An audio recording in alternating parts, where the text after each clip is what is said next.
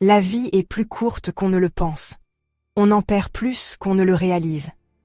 Mais, et si le vrai problème n'était pas le temps lui-même, mais la façon dont on le dépense? Et si la solution résidait dans la maîtrise d'une idée antique? Aujourd'hui, on plonge dans la sagesse intemporelle de Sénèque, le philosophe romain qui a décrypté le code pour vivre intentionnellement, maîtriser l'adversité et embrasser la mortalité, non pas comme une réalité, mais comme l'outil ultime de lucidité.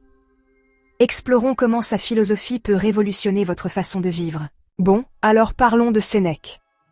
Imaginez-le comme le gourou du développement personnel original, si le développement personnel venait avec une toge et une dose de drame politique. Né en 4 avant J.C. Dans ce qui est aujourd'hui Cordoue, en Espagne, Sénèque était aux premières loges de la folie de la Rome antique.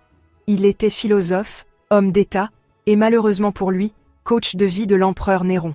Imaginez essayer d'apprendre la pleine conscience à quelqu'un qui joue de la lyre pendant que les villes brûlent. Ouais, c'était la vie de Sénèque. Sénèque était un adepte du stoïcisme, cette philosophie antique qui est en gros une masterclass pour ne pas perdre son sang-froid. Il croyait que la vertu, c'est-à-dire être un humain décent, était le secret du bonheur. Et il a beaucoup écrit sur la façon de vivre avec un but, et de ne pas se laisser distraire par les futilités de la vie. Dans son essai « De la brièveté de la vie », il a lâché cette bombe. Ce n'est pas que nous ayons peu de temps à vivre, mais que nous en perdons beaucoup. Traduction : arrêtez de scroller sur TikTok pendant 6 heures et commencez à vous concentrer sur ce qui compte vraiment. Sénèque avait aussi un avis tranché sur la souffrance.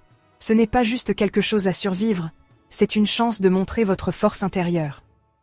Il pensait que l'adversité n'était pas la fin du monde, mais une épreuve. Il souffre plus que nécessaire, celui qui souffre avant qu'il ne soit nécessaire, disait-il, ce qui est une façon romaine élégante de dire « arrêtez de vous inquiéter pour des choses qui ne sont même pas encore arrivées, hein ». En gros, il nous disait de garder nos crises de panique pour quand elles seraient vraiment utiles. Et n'oublions pas son point de vue sur la mort. Sénèque n'avait pas peur d'être réaliste à propos de la mortalité. Pour lui, la mort n'était pas une grande ombre effrayante qui se glissait sur nous, c'était un signal d'alarme. Il a écrit « Commence tout de suite à vivre et compte chaque jour comme une vie distincte ». En d'autres termes, arrêtez de traiter la vie comme une répétition générale et commencez à vivre comme le personnage principal. Mais voilà le truc. La vie de Sénèque était compliquée. Il parlait beaucoup de simplicité et de vertu, mais il était aussi incroyablement riche et proche de Néron, l'un des pires patrons de l'histoire. Ce petit partenariat n'a pas bien fini. Alerte spoiler, Néron l'a forcé à se suicider. Pourtant, les écrits de Sénèque lui ont survécu parce qu'ils sont pleins de sagesse intemporelle et de vérités terriblement justes sur la façon dont on gâche nos vies à courir après des choses qui n'ont pas d'importance. En fin de compte, Sénèque n'était pas parfait, loin de là. Mais c'est peut-être là tout l'intérêt. Sa vie nous rappelle que même les personnes les plus intelligentes et les plus philosophes peuvent être des paradoxes ambulants. Et c'est peut-être normal.